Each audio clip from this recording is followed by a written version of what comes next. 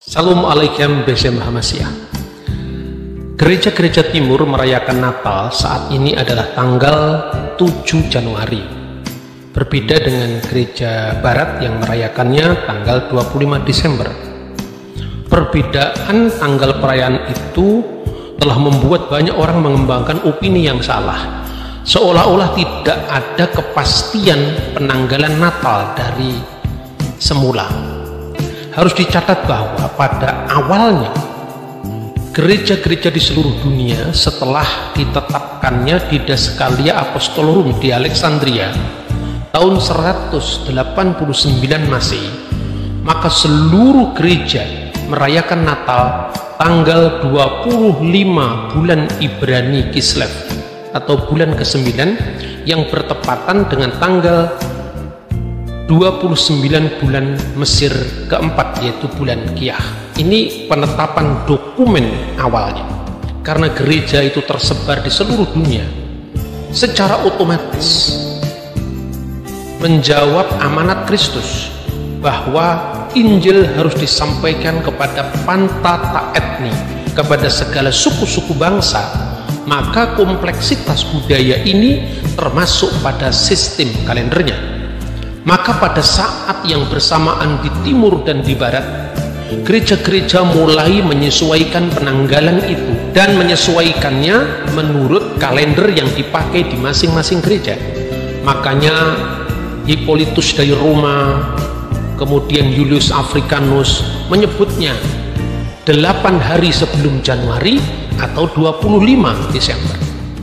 Nah, saudara-saudara, ada pula yang begitu skeptis dengan penanggalan Natal ini dan mengajukan informasi bahwa seolah-olah pada masa gereja kuno itu ada banyak versi tentang Natal. Misalnya ada yang menyebut bahwa Clement dari Alexandria itu merayakan Natal pada tanggal 18 November. Lalu ada pula yang mengatakan tanggal 19 April, ada yang mengatakan tanggal 6 Januari dan sebagainya dan sebagainya. Tetapi yang mau kita pelajari sekarang, bagaimana dokumen-dokumen primer itu langsung kita baca untuk mengkonfirmasikan berbagai macam pendapat yang beredar. Tapi sebelum masuk dalam pembahasan itu, saya ingin menyampaikan bagaimana hubungan Clement dari Alexandria dengan Patriark Demetrius, bagaimana hubungan Patriark Demetrius yang pada zamannya Natal itu dikanonkan dengan Julius Africanus dan sebagainya. Selama ini kita hanya membaca sumber-sumber sejarah yang sekunder, bahkan tersier, katanya dari katanya, kutipan dari kutipan, bukan pada kutipan langsung pada sumber primernya. Maka kita perlu melihat dari data primernya. Yang pertama-tama, siapakah Patriark Demetrius al-Awal atau Patriark Dimitri pertama? Dia adalah Patriark Alexandria yang mulai melayani gereja dan meneruskan tahta suci Rasul Markus yang ke-11. Dan banyak catatan dari bapak gereja yang sejaman atau penulis yang sejaman yang mengkonfirmasikan apa dan bagaimana Patriark Demetrius dari Alexandria. Yang pertama kita bisa membaca Julius Africanus yang waktu itu mengunjungi kota Alexandria pada masa Patriark Demetrius. Dan Julius Africanus itulah orang yang mengatakan tentang sang Patriark bahwa Patriark Demetrius adalah Patriark ke-11 dari tahta suci Rasul Markus di Alexandria, dan dia mengawali kepatriarkannya pada tahun ke-10 pemerintahan Kaisar Commodus. Kemudian saudara-saudara, Julius Africanus yang meninggal tahun 230 ini di dalam bukunya yang berjudul Chronographia mengatakan Yesus dilahirkan pada tanggal 25 Desember di Bethlehem pada tahun keempat dari pemerintahan Agustus sebagai kaisar untuk seluruh wilayah Roma, dan pada masa Konsul Sulpicius sebagaimana yang dilaporkan dalam sumber-sumber sejarah yang akurat. Kemudian saudara-saudara, ada informasi lain dari Santo Hieronymus atau Hieron. Beliau adalah seorang penerjemah dari Alkitab bahasa Latin yang dikenal dengan Biblia Sacra Vulgata dan tinggal lebih dari 25 tahun di kota Bethlehem. Dia mengatakan bahwa Demetrius I mengutus Panthenus ke India dan Clement ditunjuk sebagai pengganti memimpin sekolah teologi di Alexandria hingga tahun 203. Jadi lewat informasi ini kenapa penting? Karena kita akan melihat hubungan tokoh-tokoh yang sering dikutip lepas dari konteks itu. Lalu setelah dia menceritakan bagaimana Clement dari Alexandria itu ditunjuk oleh Patriark Demetrius sebagai pemimpin dari sekolah teologi di Alexandria atau School of Alexandria, maka pada umur 16 tahun seorang sarjana yang sangat brilian otaknya, namanya Origen, menggantikannya. Tetapi pada akhirnya sang patriark ini menjatuhkan ekskomunikasi kepada Origen karena ajaran-ajaran yang dianggap menyimpang, dan putusan mengucilkan atau ekskomunikasi terhadap Origen itu dibenarkan oleh Paus Roma. Informasi-informasi ini menunjukkan bahwa kita tidak bisa memahami Clement semata-mata tanpa melihat hubungan sejarah secara utuh, termasuk hubungan Clement dengan Patriark Demetrius, bagaimana hubungan Julius Africanus dengan Demetrius, sehingga sama-sama menulis bahwa Natal itu tanggal 25 Desember menurut Julius Africanus yang memakai penanggalan Julian, dan 25 bulan Kislev menurut dokumen Koptik Didaskalia Apostolorum tahun 189 yang dikeluarkan pada tahun pertama kepatriarkan Demetrius. Saudara-saudara yang terkasih di dalam Tuhan, di dalam konteks seperti ini kita bisa memahami bahwa ungkapan Clement misalnya di dalam Stromata jilid 1 pada pasal 21, Clement dari Alexandria mengatakan bahwa sejak kelahiran Yesus hingga kematian Kaisar Commodus itu tepatnya adalah 194 tahun 1 bulan dan 13 hari. Nah, melalui ungkapan ini bahwa sejak kelahiran Yesus apouho kurios egeniti eos komodo teleutis, banyak sarjana yang kemudian mencatat kapan Kaisar Commodus itu meninggal. Maka ditemukan melalui perhitungan tahun Masehi, Kaisar Commodus itu meninggal tanggal 31 Desember tahun 192 tahun Julian. Maka kalau dihitung mundur akan muncul 18 November tahun 3 sebelum Masehi. Berarti Yesus lahir tanggal 18 November tahun 3 sebelum Masehi. Ini pendapat para sarjana yang mengutip Clement, tapi mereka lupa Clement memakai penanggalan apa. Clement dari Alexandria tidak memakai penanggalan Roma atau penanggalan Julian. Itu tampak dari seluruh bukunya, mencatat bahwa Basilides, seorang pemimpin bidat, antara tahun 117 sampai meninggal tahun 138, Basilides itu mengatakan bahwa Yesus dibaptiskan pada tanggal 15 bulan Mesir Tibi, kira-kira bertepatan dengan 10 Januari. Lalu ada orang lain lagi yang tidak hanya menghitung tahunnya, tetapi juga sampai menghitung hari dan bulannya. Ada yang menghitung tanggal 24 dan 25 bulan Parmuti. Bulan Parmuti itu adalah bulan Koptik yang bertepatan dengan tanggal 19 atau tanggal 28 April. Perhatikan, di sini Clement tidak sedang bicara tentang pendapatnya sendiri, tetapi dia sedang bicara tentang pendapat Basilides tentang pembaptisan Yesus, yaitu tanggal 15 bulan Tibi, atau pendapat orang lain lagi pada zamannya yang menghitung Natal itu jatuh di tanggal 24 atau 25 bulan Parmuti yang bertepatan dengan tanggal 19 atau 20 April. Tapi bagaimana pendapat dari Clement sendiri? Pertama-tama harus disebutkan bahwa Clement memakai penanggalan Mesir, makanya dia menyebut bulan Tibi, bulan Parmuti.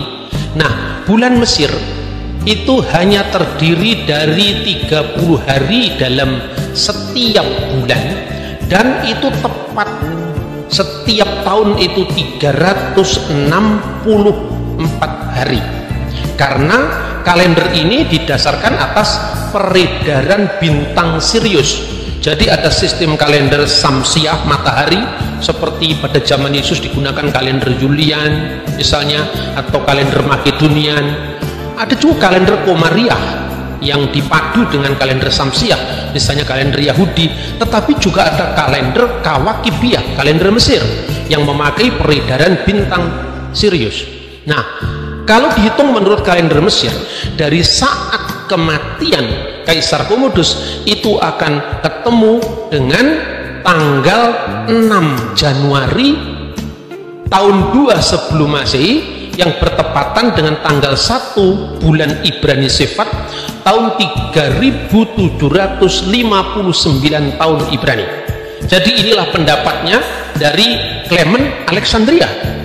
Yesus dilahirkan tanggal 6 Januari. Pertanyaannya sekarang, bukankah ini berbeda dengan 25 Desember? Nanti dulu, saudara-saudara, sebelum kita membaca secara utuh dari dokumen-dokumen sejarah gereja ini, kita perlu mengenal dulu apa itu kalender Koptik, dasar perhitungannya apakah itu kalender Yahudi, apakah itu kalender Masehi Julian, dan nanti apakah itu kalender Masehi Gregorian. Bulan-bulan Koptik itu terdiri dari 12 bulan, sama dengan tahun Masehi, sama dengan tahun Ibrani, yaitu diawali dari bulan Parmuti, lalu Bashan atau Pason, Pauni, Epip, Mesore, Tut, Paupi, Hatir, Kiyak, Tibi, Mehir, dan Parmenot. Itu sejajar. Parmuti itu Nisan, Bashan itu Iyar di bulan Ibrani, Pauni itu Sivan, Epip itu Tamus, Mesore itu bulan Ab, Tut itu bulan Elul, Paupi itu identik dengan Tisri, Hatir itu identik dengan bulan Marteswan, Kiyah itu identik bulan Kislev, Tibi identik dengan bulan Tebet, Mehir identik dengan bulan Sefat, dan Parmenot itu identik dengan bulan Adar. Dari situlah kita bisa memahami misalnya pasal 18 Koptik di Daskalia Apostolorum itu dikatakan, saudara-saudara, tetapkanlah dalam perayaan kelahiran Tuhan Yesus pada tanggal 25 bulan ke-9 Ibrani yang bertepatan dengan tanggal 29 bulan Mesir keempat. Jadi ini dokumen aslinya yang pertama kali, dan melihat sosok dari Pope Demetrius pertama, memang ini pastilah seorang yang paling memiliki andil besar di dalam penetapan kalender-kalender gerejawi. Karena apa? Saudara bisa melihat dokumen-dokumen pada konsili-konsili gereja.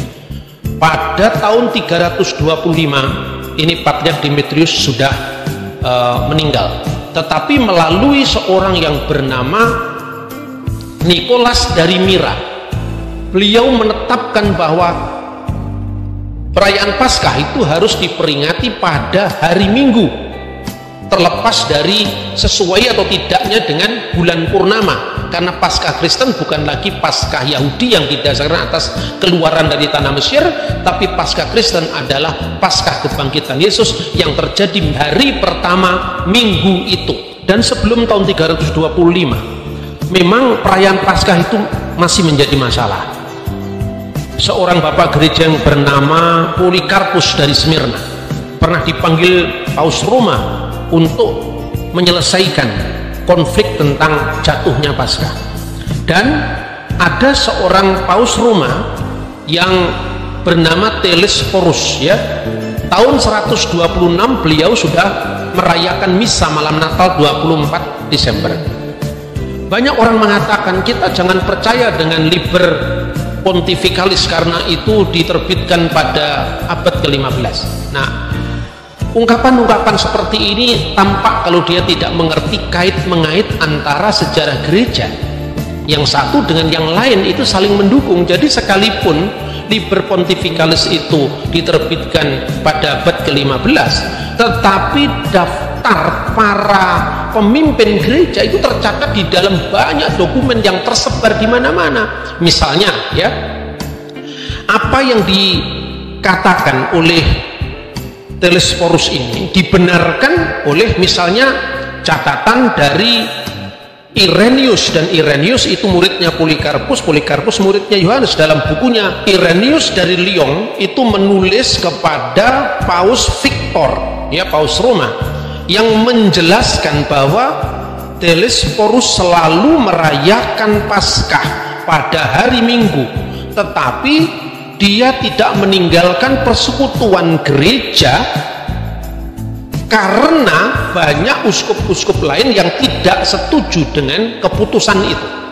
Jadi dapat dikatakan baik itu penanggalan Paskah dan kemudian juga Natal, itu ada banyak pendapat, mula-mula betul, tetapi akhirnya setelah gereja menetapkan Apostolic Constitution atau Didaskalia Apostolorum, maka semua gereja taat kepada putusan ini. Dan perayaan Paskah pada setiap hari Minggu itu keputusan konsili pertama gereja universal sebelum terjadinya skisma. Nah, melalui pola pikir yang seperti ini, saudara-saudara, maka kita bisa melacak satu demi satu. Pertama, sekarang hubungan yang tadi saya katakan kait-mengkait antara tokoh-tokoh yang kita kutip itu harus clear. Jadi misalnya ya, kalau dalam sejarah gereja itu gini, dalam sejarah gereja kuno itu begini, sekalipun seorang uskup, sekalipun seorang abuna atau seorang presbiter itu mula-mula punya pendapat, tetapi begitu konsili sudah menetapkan, semua tunduk pada putusan konsili. Dan kehidupan para tokoh itu bisa dilacak dengan cukup detail. Misalnya di Roma, setelah Rasul Petrus, penggantinya itu adalah Linus, setelah Linus adalah Anakletus, dan Anakletus itu yang pernah berurusan dengan Polikarpus muridnya Yohanes. Lalu setelah itu Clement yang pertama, dan itu disebutkan di dalam surat Paulus, yaitu Filipi pasal 4 ayat 2, dan dokumennya Clement sendiri ditemukan. Terlepas daripada sekarang ini gereja ortodok dan gereja katolik tidak bersepakat, tapi pada periode awal sejarah gereja itu sama.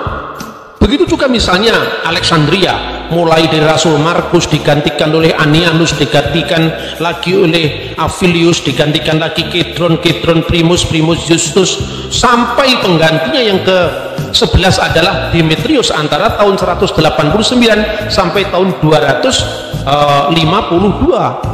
Antioquia misalnya dari Rasul Petrus, kemudian Evodius. Rasul Petrus itu mulai tahun 44 di Antioquia, dan itu jelas sekali dalam Alkitab memang disebutkan Petrus, Paulus pernah ke Antioquia. Dan ketika Galatia pasal 2 itu menyelesaikan tentang persengketaan antara orang-orang Kristen yang bersunat dan yang tidak bersunat. Karena itu Rasul Petrus menetapkan dua pemimpin kembar, Evodius untuk melayani mereka-mereka anggota jamaah yang bukan berasal dari Yahudi, dan juniornya yaitu Ignatius dari Antioquia yang melayani untuk anggota jemaat yang berlatar belakang Yahudi. Dalam kepemimpinan Ignatius yang meninggal tahun 107 inilah kita mengenal pertama kali ungkapan gereja yang Katolik dan Apostolik, atau gereja yang rasuli dan am, gereja yang kudus, rasuli dan am. Ini munculnya pada masa Ignatius, dan ketika kita sudah mengatakan gereja yang kudus dan am, maka putusan-putusan gereja itu mengikat pada semua orang. Nah, itu cara pikir gereja kuno. Jadi bukan model gaya pikir gereja modern atau gereja bebas. Oh, ini ternyata Basilides mengatakan begini. Basilides itu siapa? Dia bidat. Kemudian Clement mengatakan bahwa 194 tahun 1 tahun 13 hari dari kelahiran Yesus sampai Kaisar Komodos itu jatuh pada tanggal 18 November. Itu harus dicek dulu kalender mana yang dipakai. Sedangkan Clement ketika bicara tentang Basilides merayakan baptisan Yesus, dia pakai kalender Mesir. Ketika bicara ada pendapat-pendapat lain tentang Natal, pakai kalender Mesir, yaitu Parmuti misalnya, tanggal 25 bulan Parmuti yang bertepatan dengan 20 April tadi. Tetapi ingat, siapakah Clement? Clement ini yang ditunjuk oleh Patriark Demetrius yang menetapkan kanonisasi Natal tanggal 25 bulan Ibrani ke-9 dan tanggal 29 bulan Mesir ke-4 itu, yang mengutus Clement menjadi kepala dari sekolah teologi di Alexandria. Jadi secara otoritas, begitu sang patriark itu menetapkan Natal, maka seluruh imam-imam gereja termasuk Clement itu tunduk pada tanggal 29 bulan Ibrani Kislev yang bertepatan dengan 25 Desember tadi. Itu yang pertama. Yang kedua, ungkapan Clement bahwa kalau dihitung-hitung 194 tahun 1 bulan 13 hari sejak kelahiran Yesus sampai kepada matinya Kaisar Commodus itu bertepatan dengan tanggal 6 Januari. Ini harus dilihat, apakah 6 Januari ini benar-benar pernah dirayakan sebagai Natal, ataukah itu hanya hitung-hitungan dari Clement. Nah, ternyata begini saudara-saudara, dari pertama tanggal 6 Januari itu dikaitkan dengan Epifania. Nah, definisi tentang Epifania ini yang masih berbeda-beda. Di barat misalnya sampai hari ini gereja barat yang namanya Epifania itu dikaitkan dengan kedatangan orang Majus. Padahal kalau kita baca Alkitab, orang Majus itu datang ketika Yesus tidak bayi lagi, umur 2 tahun ke bawah menurut Injil kan. Nah, sedangkan di gereja timur Epifania itu dikaitkan dengan pembaptisan Yesus. Karena apa? Kata Epifania itu yang disebut penampakan Tuhan itu sebetulnya berkaitan dengan 1 Timotius pasal 3 ayat 16. Dia yang menyatakan dirinya dalam rupa manusia, ya. Itu kemudian oleh Epifanius dalam bukunya Panarion, dia mengatakan bahwa hari Epifani adalah hari kelahirannya dalam daging. Dia menulis itu dalam bukunya Panarion. Hi emera ton epipanion hi estin imeratis auto kata saksa genesios. Jadi Epifani itu sama dengan kelahiran. Ini yang belum clear definisi itu. Jadi apa yang dikatakan oleh Clement itu mungkin Epifani yang dimaksudkan, tapi begitu Natal ditetapkan dalam putusan gereja, maka putusan itu mengikat, karena Dides Galli Apostolorum itu tidak begitu jauh setelah itu diterima hampir di seluruh gereja universal, baik itu Roma, Yerusalem, Antioquia, Alexandria, dan seluruh dunia saat itu. Jadi 6 Januari itu adalah Epifania, bukan Natal. Dan itu terkait kalau ada yang mengkaitkan dengan Natal, karena waktu itu definisi tentang Epifania itu masih bermacam-macam. Akhirnya gereja menetapkan Epifania itu bukan Natal, tidak bisa disamakan dengan Natal. Epifania itu adalah penampakan Tuhan, dan itu dikaitkan dengan pembaptisan, karena pada saat pembaptisan itu Allah mendeklarasikan siapa Yesus. Inilah anakku yang kukasih, kepadanyalah aku berkenan. Inilah Epifania. Nah, saudara-saudara, lalu yang penting untuk kita ingat adalah 7 Januari yang sekarang ini bukan berasal dari Epifania, tapi berasal dari selisih perhitungan kalender setelah terjadi kekacauan kalender di gereja barat. Dan itu baru terjadi tahun 1582. Kita sudah pernah membahas itu, karena Paskah harus disesuaikan dengan Paskah Yahudi, harus jatuh pada bulan purnama. Kalau hari Minggu tidak cocok dengan bulan purnama, harus digeser dengan bulan purnama. Akibatnya sampai tahun 1582 di bulan Oktober, dari tanggal 4 Oktober langsung tanggal 15 Oktober. Akibatnya baru tahun 1582 itu gereja barat sudah merayakan Natal itu tanggal 15 Desember, dianggap 25 Desember. Akibat apa? Akibat selisih 10 hari yang dipotong oleh Paus Gregorius tadi. 1700 selisih lagi 1 hari, 1800 selisih lagi 1 hari, 1900 selisih 1 hari lagi. Akibatnya di zaman kita selisihnya menjadi 13 hari. Nanti bisa geser bukan lagi 7 Januari, karena sebelum tanggal 7 Januari kita merayakan Natal 6 Januari. Sekarang 7 Januari, nanti akan bergeser lagi 8 Januari. Karena apa? Karena yang menjadi pedoman adalah kalender yang salah tadi, kalender Gregorian tadi. Nah, inilah sebabnya, bukan mengaburkan antara Epifania dengan Natal 25 Desember, tidak. Jadi 7 Januari sekarang ini itu sama dengan 25 Desember kalender Julian. Jadi perbedaannya bukan pada awal penetapan kalender Natal, tetapi perbedaannya baru terjadi setelah bulan Desember tahun 1582, ketika waktu itu Paus Gregorius memotong bulan Oktober 10 hari dari tanggal 4 langsung tanggal 15. Semoga silang saling pendapat tentang Natal itu segera usai dengan saya beberkan sumber-sumber kuno ini. Dan silakan yang memperingati Natal menurut kalender Barat 25 Desember, silakan yang memperingati Natal tanggal 7 Januari yang tidak lain ada 25 Desember tahun Julian, ya silakan, tidak apa-apa. Gereja toh saling memahami, tetapi jangan menyebarkan cerita-cerita bohong atau opini-opini yang tidak terbukti tentang dewa matahari yang tak terkalahkan. Itu semua salah itu. Karena itu tetap rayakan Natal, selamat hari Natal, dan tahun baru. Tuhan memberkati kita.